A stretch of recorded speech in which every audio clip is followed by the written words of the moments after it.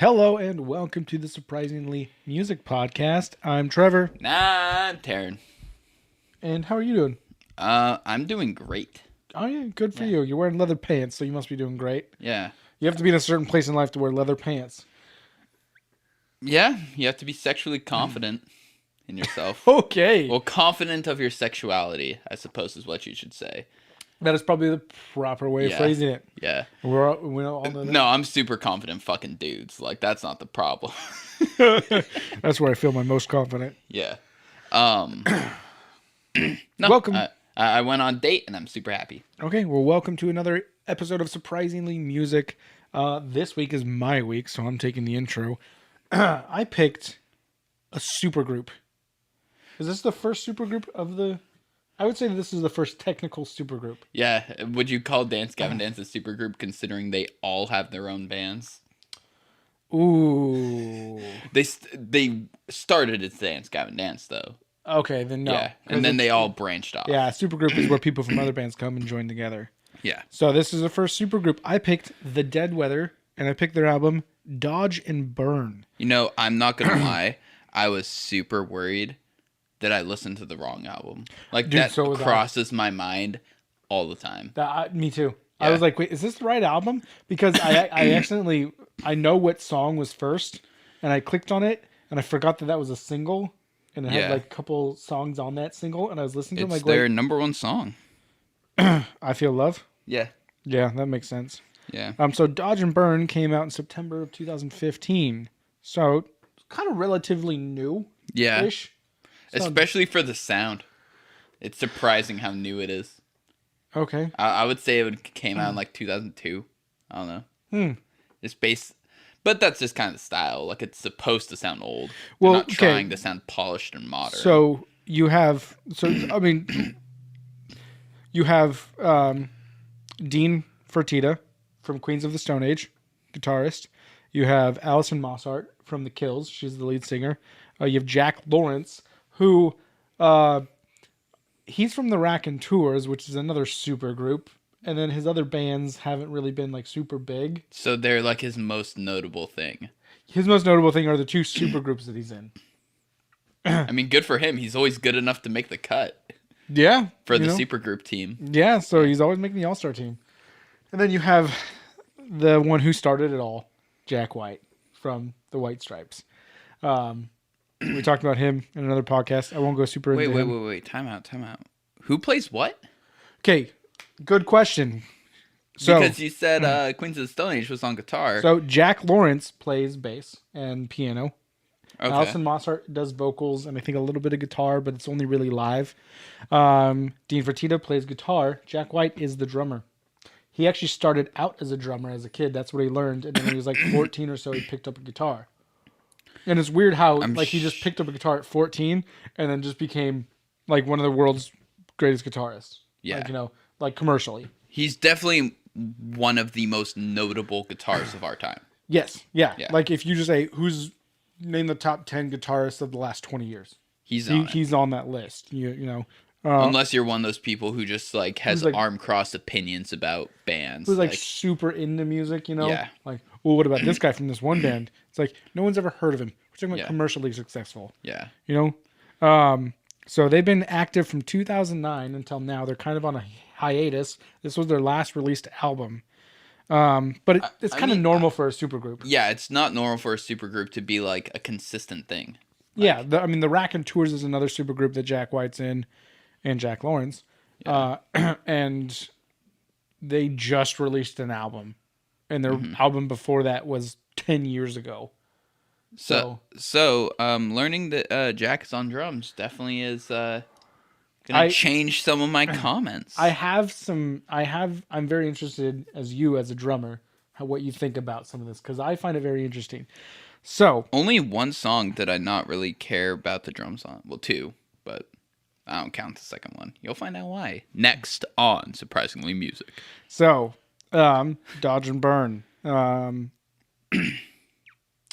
This is a fun album. This is, I think, the only album that we've done that I don't count Dance Gavin Dance because I don't think that Dance Gavin Dance is a duet, kind of dual vocals. Yeah. because they're very different vocals. Yeah. This isn't. Yeah. You have Jack Yeah, and Allison. I wouldn't call metalcore, post-hardcore bands duets just because they have a singer and a screamer. Because it's kind of like they're doing different things. So Allison and Jack both take vocals, and they lead vocals on some stuff. So do you want to jump into it? Yeah, let's jump on in. So I Feel Love Every Million Miles. Yeah. Which was a single that came out. It was one of those singles that came out a couple years before the album. Mm-hmm. You know, it was like, hey, this is kind of like the start. Like, hey, we made this song, and then I guess we should put out an album, you know? Yeah. So it's got a great riff. I like it. But no, no. Here's my but. It's one riff for 3.5 minutes. Yes, it is. That is actually one thing that about the Dead Weather that bothers me is that a lot of their songs have one kind of riff throughout the entire and it's thing. Usually one cool riff. Like it's like, oh damn, that's cool. But it's the verse, it's the pre-chorus, it's the chorus. Mm-hmm. It's a slowed down version of it played in halftime for the bridge. They did do that in the song. Yeah, and it's just like I actually liked that part. I get it. You made a cool riff, but like throw some power chords in and stuff to just like make the riff more special when it does happen. Mm-hmm. It's the same reason you don't just have a brutal breakdown for 3 minutes and be like, great song. Because it's like, it loses its coolness when it's just endless. No, I agree. So I Feel Love Every Million Miles it was a good song the first few times that I listened to it. The more I listened to it, I was more like, this is really kind of commercial. Yeah. Like this was obviously the single off of it. This plays during a Dodge truck commercial. No, it doesn't. So the other thing too that kind of bothers me about the Dead Weather is the riff is very, very heavily a lot of effects on it. Mm-hmm. That makes it.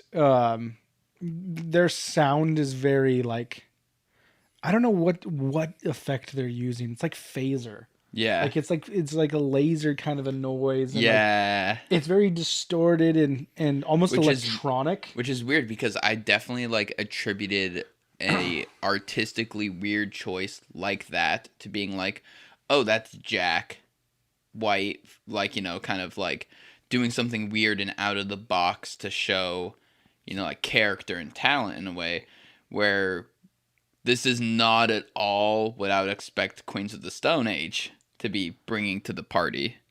I think that Jack has a lot more control over the sound. I think I think he's like plug into that pedal and fucking hit it. Yeah. And then Dean Fertitta's like, okay. Okay, Jack White. Yeah. It's like, yeah, I'm a guitarist for probably a bigger band. Because the White Stripes, I think, are pretty niche. But while Jack White is a legend in the music industry, like I would say the White Stripes like definitely borderline the kind of like indie scene of like the people who like them are really into them, but like not a whole lot of people know them. Like, I love Jack White. Yeah, like he's second to the Beatles to me. So, but I know where he sits. Yeah, so I could be wrong. So you people in the comments, shut the fuck up. Oh yeah, like I mean like. I know all of my favorite bands no one fucking knows. The fact that I went on a date yesterday and she knew like Dance Gavin Dance, Animals as Leaders, DRI, like these really kind of like, you know DRI? No one knows fucking DRI. Who the fuck are you? It's pretty good. The one highlight of this song, because Taryn went on a date. I don't know if you knew that. But the one highlight of this song, and while it's still a good song, I think it's just a little more like commercially rock, you know. Alison Mossart's vocals. I think she kind of belts out, and she has a very distinctive voice. She's not, you know, like this elegant singer. She's also not like, you know, raspy, you know, Janis Joplin or Joan Jett, who I think we've mentioned every time a girl sings. Well, at least I have. Granted, every girl singer that we have brought on, other than Lady Gaga, and even Lady Gaga has like some edge to her vocal. Mm-hmm. Like we do bring on the more pop punk, angsty kind of female vocals. Not the Adele, Amy Winehouse kind of vocals. Yeah, so it's like it's kind of fair to bring up the legend of the Joan Jett. Yeah, like the legend of that sound. I love Joan Jett. Yeah. Who doesn't? I would love to take her bad reputation. Okay, so I think her vocals are really good on it. Yeah. You know, the I feel love, you know. Yeah. She does a really good job. I also love how, and it's kind of a thing throughout the album of how she sings, I don't want to say like percussively. No, I know Is exactly what you mean. She sings very to the beat. To the beat, yes. Yeah, Yeah. yeah. Because there was another song on another album that we did where like they were, I think it was The Regrets. Yeah, She it was was. singing like very percussively. Yeah. And it was like it was nice. But Yeah. I like how she like sings to the beat, and she does it a lot, and the beat is really good. Yeah. The beats in the songs are I think what kind of are a very good foundation. Mm-hmm. The riffs build on top of that, but the riffs do get repetitive. Yeah. So my comment on the vocals is they are super like raw emotion forward. Like Yes.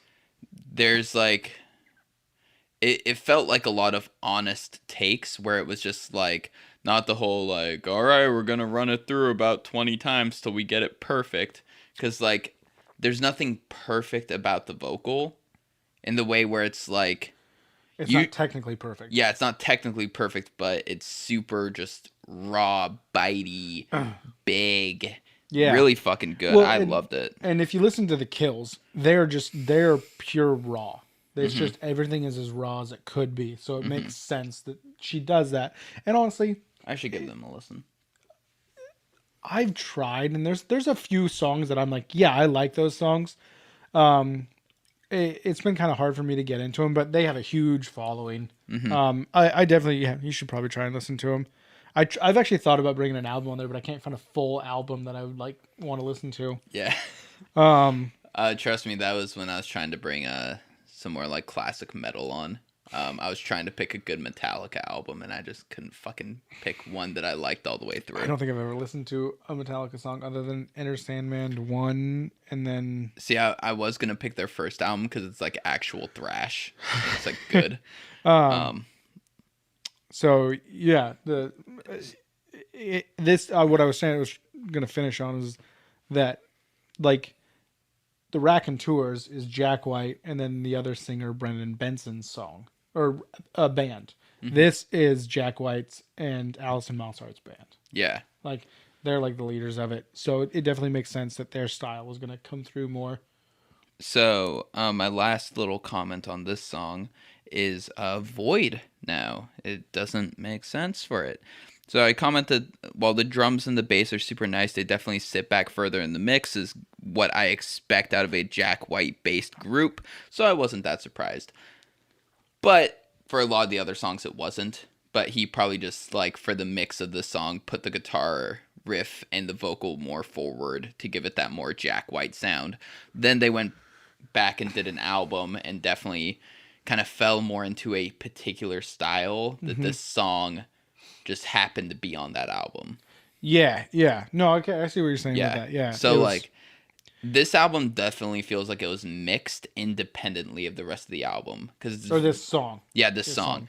And it's very, like, Jack White sounding, where, like, a lot of the drums and bass and stuff are a bit more subdued, because he is a very guitar-focused musician in the way of, like, that's why people are listening to him.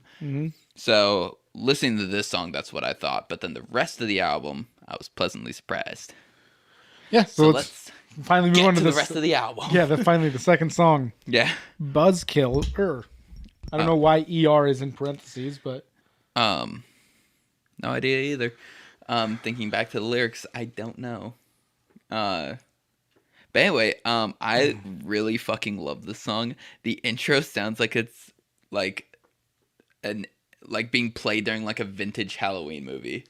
Yeah, I see. Like I'm about to see like Dracula and shit. It's like it's super fun. The drums have some really cool like drum fills and stuff in there, just like some weird like patterns and shit. It was a really fun song to listen to. It was. I was like, because this was also another single off of it, and this single was definitely like they made the album and they're like, this is one of the better songs off of it, and they pulled it off. Mm-hmm. I like this song a lot. It's the drums I think are fantastic, and the chorus. I love the chorus because they kind of you get you hear more of Allison, but you hear a little bit of Jack in the background singing the Buzzkiller part. It's a fun song. Yeah. Guitar is good. They have that effect on it, and that's like their sound. Yeah. And it doesn't sound like it's commercially processed. It's like there's a commercial processor effects pedal. Yeah. Where it's like, hey, we want to make this so it's like, commercially available. Well, a lot of it is taking away most of the high and low end, so it just sounds super tight. And then they do a process called, I forget what it's called. I think it's just called Riff building, where like literally they go like quarter note by quarter note. Like, all right, so on this one it's gonna be like, so then no, a little bit tighter, and like, okay, cool, and they piece it together like that. Then they copy and paste the riff. So it's just a level of precise perfection that is that commercial sound that you're like thinking of, where it's like everything is so sterilized to where it has like no emotional rawness to it. That is what you're looking for. Yeah, no, I know you know. Yeah. I like it raw. It's fucking raw. I'm not the biggest fan of the filter on the vocals. That Yeah. like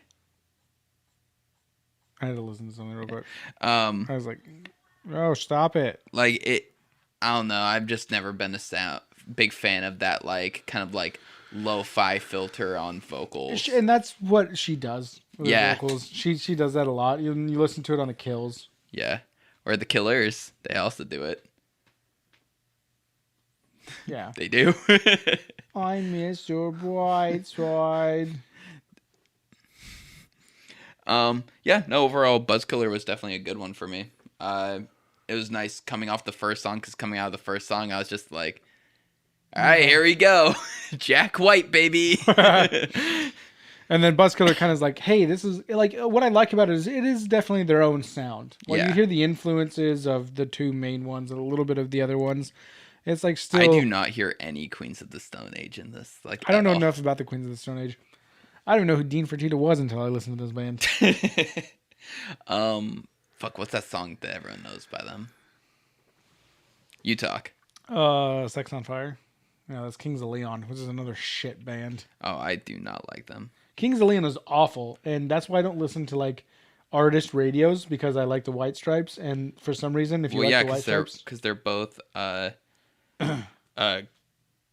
apparently they have a bigger song. I was thinking Go With The Flow, but No One Knows has 200 million streams. Jesus. Well, I mean, they're both indie, so that's why. Tessa Violet's indie. Yeah, but like they're like big in the same era of the indie scene. Like they're both early 2000s indie. It's garbage. Yeah. Indie is garbage. No, Kings of Leon's garbage. According to Anti-Flag's song off their second album, indie sucks, hardline sucks, emo sucks. You suck. We all suck. Everybody Dicks. sucks. Yeah, Buzzkiller. Awesome song. Yeah. Yeah. I liked it. Dude. It's one of my favorites. Okay. It's up there for me, but I wouldn't call it my favorite. Okay. Okay. That's Okay. weird, because there's a lot of album to go. Trevor. Yeah. There's better songs on the album. No, I know. Okay. We'll get to it. We'll get to it. You're gonna think my choice is really weird. You're going to think my choice is weird, probably. That means that we picked the same song. Probably. All right. Let me through. Let me through. Let me through. I'm getting through. All right. I'm getting true. Let me through. Yo, let me through. So my first note of the song, like I'm just sitting there listening to it, just vibing and stuff, and I'm like, man, I wasn't expecting this to not be as Jack focused. Like Which is so weird because then you turn out as drum focused. yeah. Jack focused. Yeah. But no, like It's not as guitar focused. well no, like I was expecting him to be like the primary vocalist through all of it. I was expecting him to be like his riffs to be like the in your face thing, but turns out he was only one of the things. He was only doing vocals and drums. Yeah, and, he took a step back. Yeah. And peek his head out. It's kind of nice. One of my analogies that I always go to is The Rock, Will Smith, and Vin Diesel movies. Like, there's always a better option than those three actors, in my opinion, because when those three actors play whatever role they get, it becomes a Rock movie. It becomes a Vin Diesel movie, where it's just like, I get it. You're gonna do the turn to camera and raise one eyebrow, Rock. Like, they always just do the same exact thing every movie. And I was expecting this to be a Jack White album of just like, all right, so it's the Raconteurs, White Stripes, Jack White super group. Let's go. Jack White sing-along group. It's a Jack White super group where you have the Jack guitarist White and vocalist from the White Stripes. You have the guitarist from the Raconteurs. Then you have the drummer from the White Stripes, plus the guitarist from the White Stripes. It's just... And then he did an automated bass on the computer. Yeah, that's all you need. No, so like I was pleasantly surprised that it was like, oh, okay. This is like just a band that he is also a member in. Yeah. The drums are super good, but I still wouldn't be like it's Jack White focused. Because, like, I wouldn't really attribute, like, a specific drum style to him. No. Like, I wouldn't be able to hear, like, a drum beat and be like, Jack White. Yeah, I see what you're saying. Yeah. There's very few drummers that I could do that with. Yeah. No, you're right. Yeah, because there's very little you can do with drums to make yourself stand out. Except for kick as fast as you fucking can. Here Comes the Kraken would probably be the one. Here Comes the Kraken? Yeah. Is that what you tell your dates? It's got 8 tentacles. Whoa, that's a lot. Wait, it's pronounced testicles. The vocal melody to get back to the music, the vocal melody in the song is fucking awesome. All of their vocal melodies are, but this one was particularly good. Like, I like it when she does that kind of like raspy, slightly fast talk sing thing that she does. Like, that is super cool. I'm not sure what was going on with some of the instrumental in the song, like the processing and the effects on it, because it kind of sounded like a compressed fart going into a megaphone. Yeah, that's the thing. They love their effects pedals. What the fuck was it? I don't know what instrument it was. I think it was bass, but it was just like this, like. It was like, what is this sound in the back? Yeah, I think that was bass. Yeah. It's either bass or piano. I know that. Just smacking away on the piano. Yeah, that's what Jack Lawrence does. Yeah, he'll hold his bass and then just. No, he just holds. Bam, bam, bam. They have him relegated to the corner and he's just sitting there. No, I really like this song outside of that weird pedal choice. Another top tier song in my opinion. Oh, okay. Yeah. All right. Yeah. So let's move on to the next one. I mean, you didn't talk about Let Me Through at all. It didn't stand out for me. Okay. Like you say, it's top there. It didn't really stand me through. It kept it going. It was the vocal melodies for me. It kept the vocal melodies. I think were the high point for me. Yeah. And then the drumming. But yeah, you're right. The rest of the effects kind of took me out of it. Yeah. And it wasn't like it was just like I can't really understand what's going on. Yeah. So yeah. And up next, we got $3 Hat. I would say that this is one of my favorite songs off the album. If you took away the beginning and the ending and just left that middle bit where she's singing, it would be by far the best song. You didn't like the part where Jack was kind of rapping? Just the lyrics were so like corny Western cowboy. That's why I loved them. Jackie said, Johnny, you're acting crazy. Why did you what do you know about having a baby? it was just like, what is going on? Like, the melody, the actual vocal performance, like the rawness of it, fucking awesome. But the lyrics, I was just saying, they're like, eh. They're so corny, but that's what it is. That's the blues. Like, it's a very blues, like corny lyrics, like, that country Midwestern shit. That's why I love it. Cause they're cringy, dude. My ex fucking hated this song. I had it on a couple playlists. You know what? I'm bumping this song up the tier list. This song's now at number 2, baby. She fucking hated it, and every time it came on, she would grab my phone and skip it, and like not even like, can you please skip this song? I don't like it. Like, no. And it was because of the Jack rapping part. Me when the Beastie Boys come on. Dude, we're too white. We can't drive around with the Beastie Boys. That's fair. That's fair. Like, everyone looks at us like, yep. You're about to go put on your white hoods next too. Like, yeah. Just so weird because the Beastie Boys are not at all. I know, but like, they're people who listen to them. I mean, like, people, right wingers love Rage Against the Machine. And it's like, have you listened to their lyrics? No, because they don't know how to read. Oh, fuck. So, what I really like about the song is the opening riff. That riff that's playing. It's like so off key. Yeah. And like, it's like, how do those notes go together? I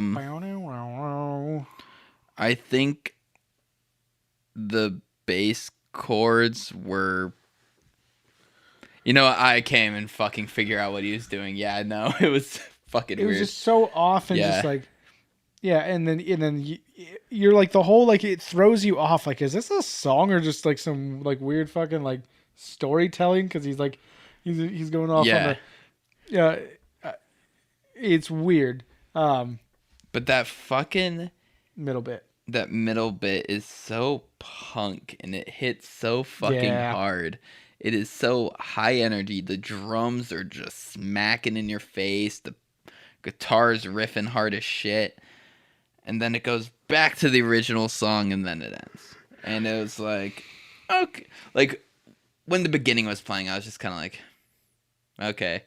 Then the middle hit and I was like, all right, this is the top song. I'll forgive you for the beginning, Jack. Yeah. And then he did it again for the outro, but I just listened to a great part, so I was like, it's okay. Yeah. Have your time, Jackie boy. Jackie Lee. Oh, yes. Jackie yes. Lee. So this one was an awesome song for me. Definitely one of the tops. But could have been better. Could have been better. Could have been better. I can concur with that. The corny part is what I like about it. So it changed the lyrics. Instantly the best song on the album. I mean, what do you know about having a baby? I know about the making process. I don't know anything about the raising process because I keep moving. All right, next one. Next the one. Lose the Right. Lose the Right. The song didn't do much for me. It didn't do much for me either. It was skippable. It was just... It had that rock and roll, like, kind of moodiness to it, but I was just kind of like, yeah. Everything was kind of like vanilla, for me, for them, and it was like... This was like a stale Sierra Mist on a warm summer day. It wasn't bad, but you could do better. Yeah, it was refreshing enough to quench the thirst, but it didn't... But you could have had a Red Bull. Yeah, you didn't go... Go. You're just like, I'm parched. Yep. Okay. All right. Gonna wait till I'm parched again. Yeah. So nothing really doing for me on there. I don't even know. Like, there's really nothing musically that stood out for me. All right. So then up next we got Rough Detective. Yo, the Rough Detective with the smoky eyes. So the fucking duet. While this isn't my favorite song on the album, it's not. While this one is not. I know which one it is because it's okay. This is what the album should have been across the board. The shared vocal performance duet is like far and away the highlight of this album in the way of like, this is the style they should have gone for, and I fucking love it, but it didn't. So, I think that writing this type of a song would have been kind of difficult, 12 to 15 times. I don't know, just I think their voices complement each other so They well do. that they should have tried to do more of it. Yeah, you're right. I mean, if there are other albums, Darren. They have 2 other albums. Oh, dear. Sea of Cowards and something else. I Whorehounds. thought you were gonna say Sea of Cows, and I was like, what kind of weird concept album Sea is of this? Sea of Cowards and then Whorehounds. Whorehounds. Yeah, like it's a weird album An cover. epidemic of gold digging whores. Whorehounds. Oh. So, Rough Detectives, another single off the album. I think Million Miles, Rough Detective, and Buzzkiller were the singles off of this, if I remember correctly. Mm-hmm. Definitely, I think this is one of the better songs off the album. Like, this is top 3 for me. Yeah. You're right.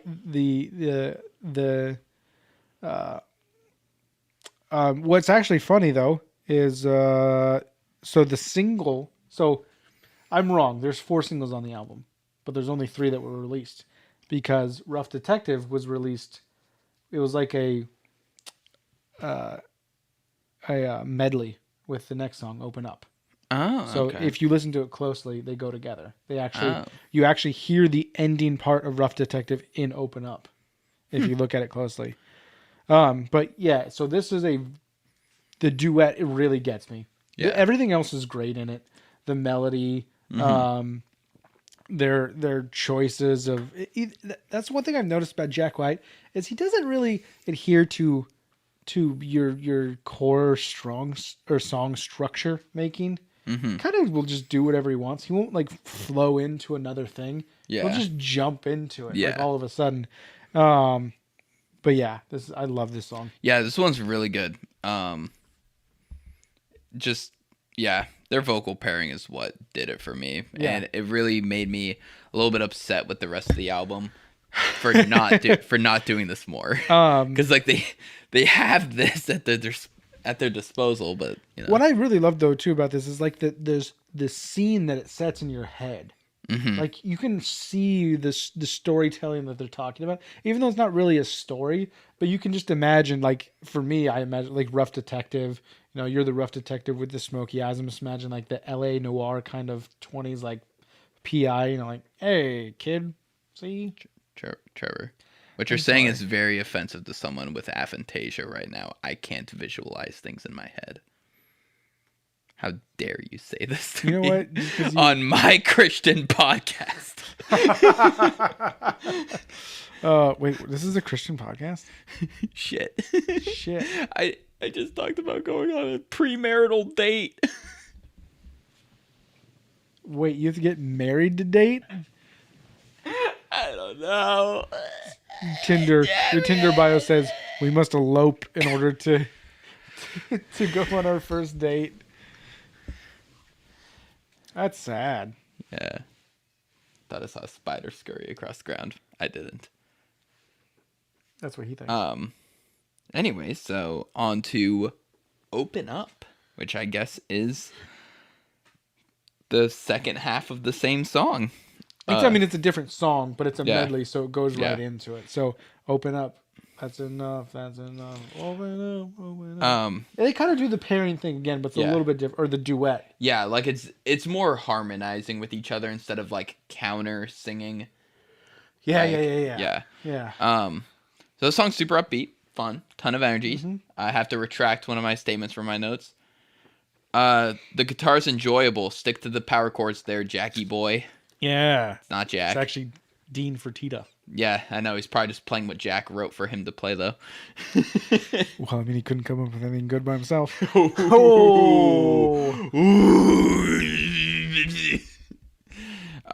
no, it was a super fun song. I'm just kidding, Dean. I really liked the kind of like back and forth between like the super mellowed out sections and the high energy ones. I love the screaming. Yeah. Yeah. And they weren't too polarizing in the way where it felt like it was like two different songs. Mm-hmm. So they flowed into each other really well and made the alternate part better. This was a roller coaster of a song. Yeah. It was fun. It had its a lot of up and downs. It would take you like up in energy and then down in energy. Like it was everything that it needed to be. Well, actually, it'd be the opposite, because when you're going up on a roller coaster, like it's slower and it's a build up, and then you drop and it goes crazy. So you know what I fucking meant? Your analogy is full of shit. You're a dumbass. That we're both saying true things. Like, I don't know what to no tell untrue things were said on this podcast. Yeah, no, I really like this one. Yeah, it was really good. It was a heavy hitter. It was a heavy hitter. It's one of those ones for me that kind of goes unnoticed on the album, but it is still like one of the better songs on the album. Yeah. So I put it in the top half. So this is yeah, I would put it in the top half. I would put it top 5, which is like good, you know, because we're getting a lot of good songs in the top 3. Yeah. I got like 5 good songs in the top 3 so far. Yeah. I was wondering if you were gonna say anything about that. Anyway, hey, this song, Michael J. Fox's wife has to tell him all the time. Be still. Sorry, but he makes fun of it himself. We can make fun of it. Yeah. Got a whole show about making fun of himself. Do you have anything to say about the song? I love this song. Oh, okay. Be still, be still, be still, be still. Yeah, I just said, I don't know what to do. I don't want you to move. You know, I don't think anyone who listens to the podcast wants to hear us sing. Possibly. I actually like this song. This is a mellower version of the Rough Detective style. It's mellower, way more chill. And it doesn't have the necessarily call and response thing. But I dig it. It itched the scratch for me. Wait, what? It's scratch the itch. No, it itched the scratch. You don't itch a scratch, you scratch an itch. That's what he told me every fucking day of my goddamn life. Whenever I said I was itching like a bug bite or something, she would just be like, you scratch an itch, you know, it's a scratch. You know you're going to have to. And then I would fucking right? kick her in the face. You have to bleep that out, right? Fuck you. You just wanted to do that twice, didn't you? Because you're getting really good at it. Yeah. You're getting really good at bleeping shit out. Yeah. Wait, hold on. What's the time marker here in case I forget? Can you see? Is it about I can't 40 read. minutes? I think it's about 40 minutes. Fuck you. Jesus. I'm just gonna clip that too, because it's just gonna be like beep. Jesus Christ. I just said her phone number and first and last name. You're really making some more work for yourself. I didn't say who. I bleeped the name. Wait, you bleeped just the name? Yeah, I bleeped the name. But not the phone number? No, I bleeped the phone number too. But me saying I bleeped her name and phone number, they don't know who I'm talking about because I bleeped me saying the name each time. Stop! It's fun. Cool, this has to go out in the morning. And also, I don't put the beep sound. I just block the audio. Okay. Maybe I should put the beep sound just to ruin people's ears. We'll make it loud. There's the beep sound. So, be still. Yeah. I didn't care. It did it for me. It just didn't make me feel anything. It was way more of a beat driven and vocal song. There wasn't really anything instrumentally going on for it. Same with the next song. What'd you say? I said, and same with the next song.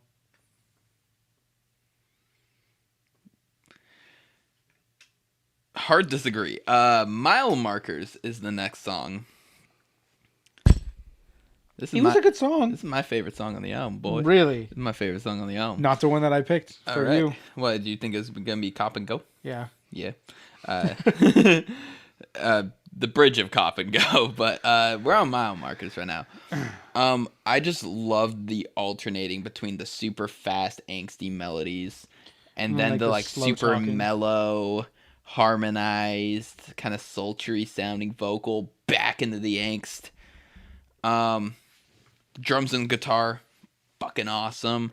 I'm sure the bass was cool too, but you can never hear bass in the mix 90% of the time. Because you don't need it. That super dissonant guitar at the end where he's doing the like half step separation notes, where it's like the fucking loved it. Yeah, no, this was my favorite song. Definitely the most enjoyable for me. I like it, but it doesn't fit the sound that I like from him. I definitely see why you like it. Yeah, it makes sense why you like it. Yeah. You like it. Yeah. I liked her vocals mostly on it. I thought her vocals were very pleasant. I like the juxtaposition. The juxtaposition. I'm saying big words. Yeah, that's too many syllables for me. I can't talk and count at the same time. I just realized that. Wait, so do you know how many times you hit Nope. that? You do. I'm You worried can't I'm do gonna either. fail at it too. Fuck. That's different. I could have done that too. I was sure I wasn't gonna fail. Okay, you cheated. Yeah, you just used the Rosebud cheat in The Sims to get all the money. Rosebud, semicolon, Rosebud, semicolon, Rosebud, semicolon. Look at that. I have $3 million. And I'm going to go to my job as a fucking newspaper boy. Sorry, I have some hot Sims takes. Up next we got Cop and Go. Cop and Go. Oh, the fucking intro. Such an ear catcher. Like, you're immediately like And then the leaning in. and the Like, yeah. and I'm like, oh shit. This is a completely different vibe from the rest of the album. Like, the bass and the guitar in the intro, like, it is so not like the rest of the album, in my opinion. Like, Okay, I was like, for a second, I started like singing the song in my head, and I was like, wait, no, this is Mile Markers that I'm thinking of. I'm like, no, this is Cop and Go. Yeah. No, the super, like, kind of seductive, breathy vocal that she does at the beginning, I fucking loved. Oh, yeah. Is she hot? What does she look like? Yeah, I mean, she's kind of hot. She looks like a coke whore. So my kind of lady. Alrighty then. Anyway, I wish they did more of this, like, style. Like, I definitely thought it was, like, a little bit more interesting. Okay, yeah, I like her. Yeah, okay, I like her. I like her face. I like your face. Hey, I think you're kind of cute, and I like you a lot. I don't know what you're referencing. It's a Vine that I'm trying to sing. But boy, I miss Vine. yeah. The bridge is so fucking good. Cop like a cop and you go. Yeah, it's just big, weird, angsty guitar, gritty vocals. Like, I don't know what cop and go means. No, don't cop a feel. I don't know. Is it? Well, that's barely what you think it means. Yeah, I'm trying to grab some titties and run. Titties and run. That would be the name of the podcast if we didn't already have one. Titties and run. Yeah, no, the song was awesome. Definitely another top contender for me. Yeah, this is probably, I'd say, if I had to pick any song off of it, it's this one. This or $3 Hat. Yeah, $3 Hat's really good too. The middle part. If I could just take the minute and 37 seconds. In the middle. Anyway, unless you have more to say about Cop and Go. No, listen to it. And then you have the next one. Why does my fucking phone always do that? I have the next one. Too bad. Too bad. So sad. Yeah. Didn't really do much new here. Too bad. I liked it. I liked the guitar. The guitar was fun. It was just like, I listened to it, and if you put this in like a Jack White playlist, I would just be like, Yep, that's a Jack White song. Like, This was like you like the Dead Weather. This was like this is a song I'm going to show to someone and be like, this is the Dead Weather. This is what 90% of their songs are going to be like. And then you have a few, you have you were like this. This isn't the song you show to somebody to get them into the Dead Weather, but this is someone you show the song to be like, this is what the Dead Weather is.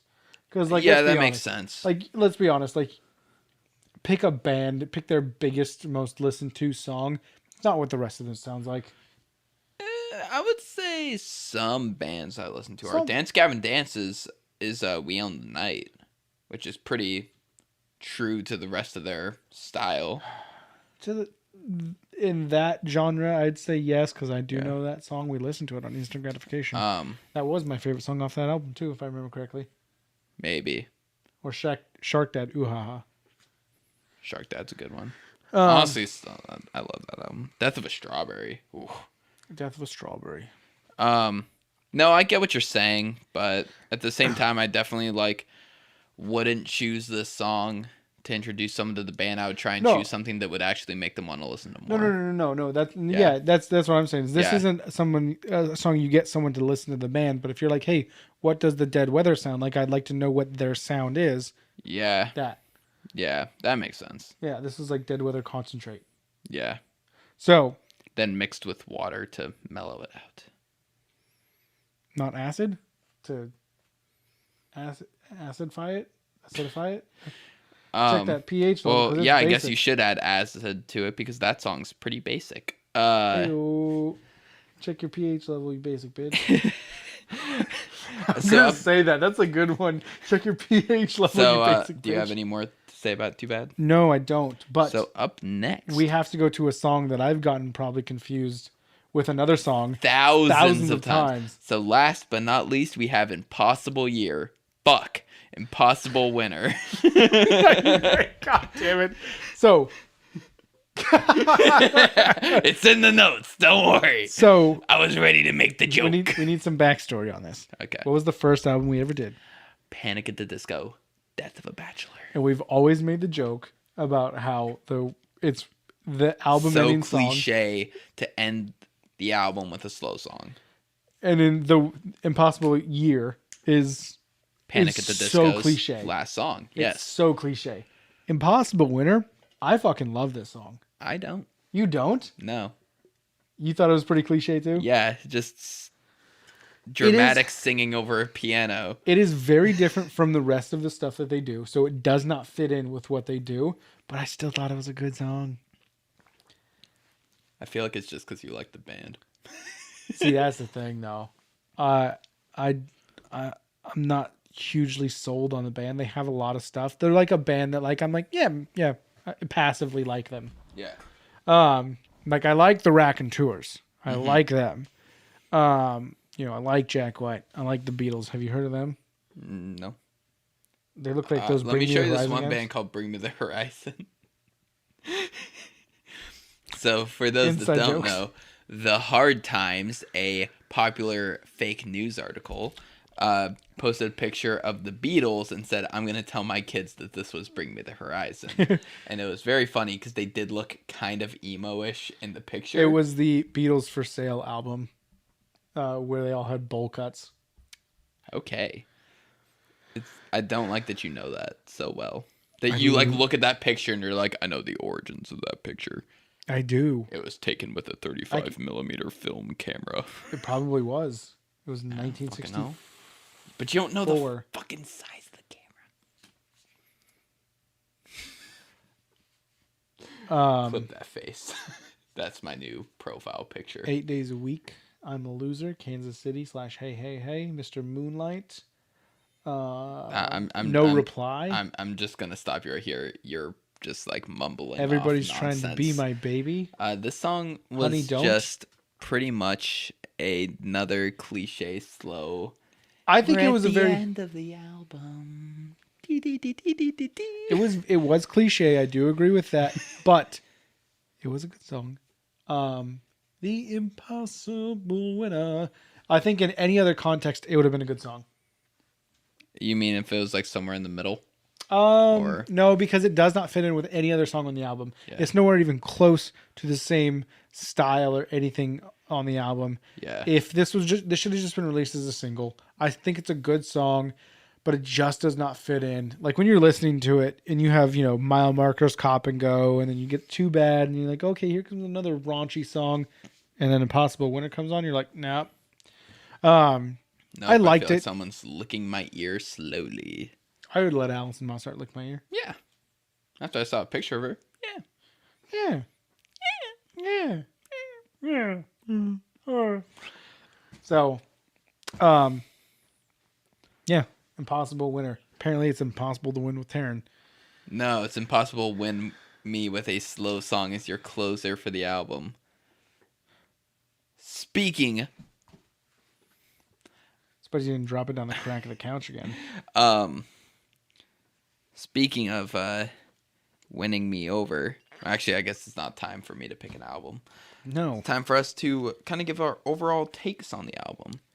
So my overall take is there's a great Jack White influence, but it's not overdosing on Jack White. overly Jack. Yeah. They didn't jack that shit up. It's not overdosing on Jack White. I think it's a very interesting and unique sound that they have. Mm-hmm. When done right, it's very good. Yeah. Cop and Go, Rough Detective. Definitely not a fan of the pedal work. The pedal work, I think, can be taken aback a little bit. Yeah. But when you think of a super group, they're doing stuff that doesn't try and fit the norm, Yeah. for them. So they're trying to branch out a little bit. I've noticed a lot of super groups definitely try to do like the kind of like overly artsy stuff because they're also trying to be like, hey, we're gonna get like 4 members from various groups that we view as like super artsy, smart musicians, and we're gonna bring them all together and do this kind of special thing. It'd be pretty fucking lame if they just put out like 12 songs that were basically all greatest hit songs. Mm-hmm. Like, it would just be pretty uninteresting to listen to. So it makes sense that they do things that are a bit more out of the box, a little bit more avant-garde. Yeah. But the weird phaser stuff definitely just like wasn't the move in my opinion. It on songs that had the potential to be great, it took you out of it. Yeah. Like I Feel Love. Yeah. It definitely did that for me. I don't need to feel like I'm in the middle of a Star Wars fight having blaster fire going over my shoulder while I'm trying to jam out to some garage rock. I feel really upset by the sound choice.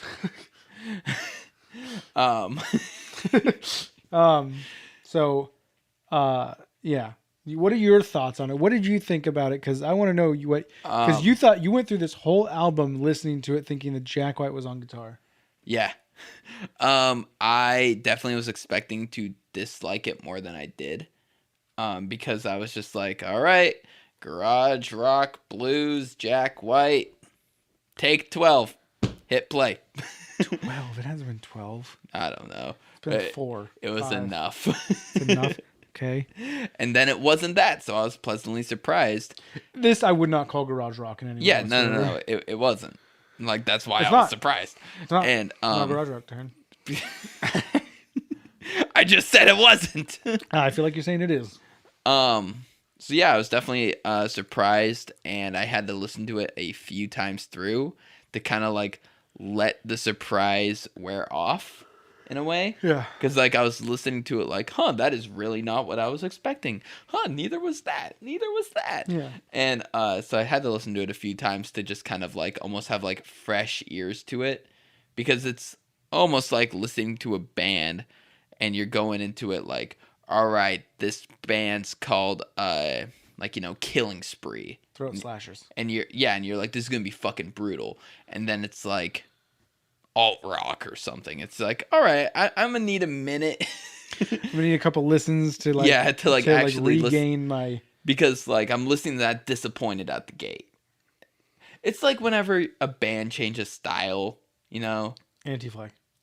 Yeah, they didn't do it good though. Green Day. It'd be like Bring Me the They didn't do it good either. Yeah. It'd be like Bring Me the Horizon. Perfect example. They were deathcore in the beginning. Then they started doing metalcore. Then they did like a radio rock album. And it's like, it took fans a little bit to adjust, and it was very hilarious to watch the adjustment period, because it was like, when the album was the new album, all the fans were like, fuck this, I don't like it, go back and make the new style. Then by the time the next album came out, everyone was like, your last album was the best thing you ever did, but this new album sucks. Yeah. And they keep doing it every 2 years. Good for them. Yeah. So pleasantly surprised is my take on this album. I'm going to give Dodge and Burn a 7.5. I'm going to give it a 5. Okay, it was middle of the road for you. Yeah, because it didn't upset me to listen to it, but didn't make me feel much. What's the highest rating you've ever given an album I've given to you? I bring Test of Violet. So. Yeah, true. I think I gave that an 8.5. Yeah. Yeah. I gave that one a perfect 10. Did you? I think so. I don't remember. I feel like I'd remember a 10. Never do that again. I'm bleeping that. Why? You just sucked off your bottle. I did. It did suck me off because it was stuck in my lip. I feel like I'd have to go through and listen to our episodes. I'm pretty sure I've given something you give me a 7.5. Well, at least Test of Violet. I don't count Test of Violet because like we both were already fans. I mean, like something that you given me, like that. I think Ghost Wolves. Yeah, the Ghost Wolves are probably my favorite. Which I'm still so fucking upset that you told me that they had a new song out before I even fucking knew that. Fuck you. You're like, hey, did you hear the new Ghost Wolves song? Yeah, It slaps. I was like, what? I listened to them still. Thank you. Fuck off. Attack. Yeah, that song's fucking awesome. So, I give it a 5.5 because it was slightly better than middle. Okay, that's fair. Yeah. You really love your halves. Yeah. Okay. With Taryn, every half counts. 5.25. Fuck you, Jack. What did he do? He did nothing. Let's go look over his fucking feud with the Black Keys, and let's say he did nothing. I'm just saying. You can't tell me that, like, before Chris Brown started beating the shit out of Rihanna, she didn't say something to aggravate him. Jesus. She wasn't just sitting there just like, hey, can you hand me a tissue? And then just starts fucking wailing on her. Fuck. She was like, I sell more albums than you, bitch. And then he started hitting her. I mean, she's not wrong. Yeah. Chris Brown's a piece of shit. No one likes his music. Yeah, he beat up Rihanna. Fuck him. Yeah. She didn't deserve it. No, she didn't. Doesn't matter what she said. Yeah, no, I'm in agreement here. They're calling him a cunt. But people will sit there and just not ask. I watched the Bill Burr bit where he talks about this. Oh. 2012 special, I think, Walk This Way or something. Oh, that fucking I don't remember which one. Yeah, why do people still listen to Chris Brown? Dude, I know, right? He should come on a podcast to defend himself with fisticuffs. I mean, he would have to fight a guy, which, if you look through his past, doesn't happen. Dude, he's like hit like hotel staff before, like women. Yeah, he's a piece of shit. He very regularly hits women, and people are like, but I like his music. So, all right, Taryn, what music did you choose? Is it a Chris Brown album? Dude, now, before I say which album I chose, I want to see when his most recent album was. He put out an album in 2020. Ew. I don't like that he's still putting out music. Dude, I am so torn right now. 1 or 2. See, now you know you switched them from earlier, so I'm going to go... All right, 1 and 3. 2. Okay. So Trevor, on his own accord, picked Weird by Youngblood. I know, you've been going through a phase. I've been loving Youngblood. And now I got to bring my non-binary homie on the podcast. This is his most recent 2020 album featuring songs like Parents and Acting Like That. Love the album. Super excited to see how Trevor feels about it. I'm super excited to see if Oh, is Acting Like That Blink-182 song? No, that's Body Bag by MGK featuring Youngblood. Okay. But Acting Well, no, Like That it, is very pop punk Acting as well. Like That. Acting like... Oh, 303 song. That's the one I was thinking. Yeah. It sounds like 303. Yeah. Which, whatever happened to them, man? Hopefully something horrific. Because I'm a fucking... I'm a Vegetarian, and I ain't fucking scared of him. Greatest lyric in the history of music. Let's see when they last put out an album. That is the greatest lyric in the history of music. Yeah, they put out an album in 2016, but it does. Oh wait, they put out 2 singles in 2021. Fuck. Shit, 2021. Yeah. Shit, they're on it. When April 23rd, like a little over 3 weeks ago. Look at 303 making a comeback. I guess we better be vegetarians so we're not fucking scared of them. Their top song is "Don't Trust Me," in case you're wondering. Don't trust me. Don't trust. My First Kiss featuring Kesha is up there as well. I like Kesha. She's weird. Dude, her song "Woman" fucking slaps. I'm a motherfucking woman, baby. All right. All right. What? I feel really empowered when I hear that song. Oh my god. So we're listening to "Weird" by Youngblood. Taryn always knows how to pick the ones the kids are into. Yep. I mean, I'm over here picking old man music. Hey, back in my day, I listened to the Dead Weather. Okay, so I've been listening to a lot of before we r/sign up. Back in my day, the weather was still alive. So I saw a post that called me out, called you out, called everyone out, hard as shit. Me in my mid-20s looking at 14-year-olds. You guys listen to shit music. You need to listen to music that I listened to back when I was 14 because that's still the music I listen to. And that's literally everyone's taste in music is the shit that they listened to when they were 14. Yes, but I think you and I are different, especially since the start of this podcast. I think you're full of shit. No. I never would have listened to Blackpink. I never would have started listening to Olivia Rodrigo. But I would. Her music fucking hits hard, man. It slaps.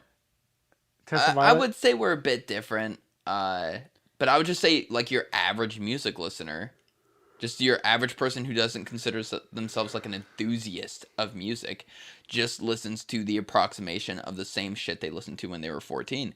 So I've been listening to, like, these new up-and-coming artists that have, like, 14-year-old fan bases and stuff, like the younger fans, like, with an open mind. And I'm like, oh, no, this shit's actually good. I'm just being a pretentious asshole for not enjoying it. So I've been listening to, like, a lot of new shit and really liking it. I've been really into trap metal lately, which isn't metal at all. I don't know why they call themselves that. And it's It's a fucking weird genre, and I'm loving it. Yeah. Corpse is trap metal, in case you're wondering. That is not metal. Yeah, that's why I don't understand why it's called trap metal. That's like lo-fi hip-hop. Yeah, but it's like darker and distorted. With It's lo-fi emo hip-hop. Yeah. There, I covered that. But yeah, so super excited to bring a fresh, new, young artist on the podcast. You excited to get some young blood on this podcast? Yeah, my joke was funnier than yours. I'm gonna spill some young blood. That came off wrong. I meant like in an Anakin way of killing children, not in a Padme way of fucking children. Stop. Tara's gonna break some hyphens. Mathematical rhymings. Syntax, timing. You didn't say that right. Syntax impacts the impact timing. What? Who does he think he is? Fucking Stephen Hawking? Shut the fuck up, Bo. I'm sorry. Please don't shut up. Put out your fucking whatever the fuck you're doing. Comedy. Your comedy album special. Yeah. Now. Put it out. Put out, Bo. What if Bo is the other listener? Because he's just like, I wonder what. I heard these guys reference me a lot in every single podcast. Yeah. I'm fairly certain it's like 90% of the podcast we have a Bo Burnham reference. Probably. Or we at least say his name. I'm just All gonna right. start screaming "Bo" in the middle of the podcast. Bo, For sure. Bo Bostonian. So, check us out on Twitter at Surprising twit, Surprising. where I tweet some surprising things. Yes, check us out on Instagram at Surprisingly Podcast. Where I post our surprisingly Twitter Yeah, we need to start actually posting pictures of shit. I don't know what. of what? Ooh, we have a light. Oh, there's another light. Look, Taryn has a microphone. I have a microphone. This is the beer of the week. Sierra Nevada Pale Ale. Please sponsor us. Takes a picture of me. This is the queer of the week. Taryn's not gay. Hi. Check us out on Spotify, Apple Music, Apple Podcasts, whatever it is. Any podcast platform you like listening to. iTunes, LimeWire. Check us out. YouTube, Bear Share. Pirate Bay. Remember, use uTorrent. Yes. Yeah. You remember those days? Yeah. No, Fuck. I don't. I don't either. Yeah. For legal reasons, this is a joke. I'm legally laughing right now. Ha ha. Ha ha. Ha ha. Ha ha. Ha ha. Theater. Theater. We are /signing off.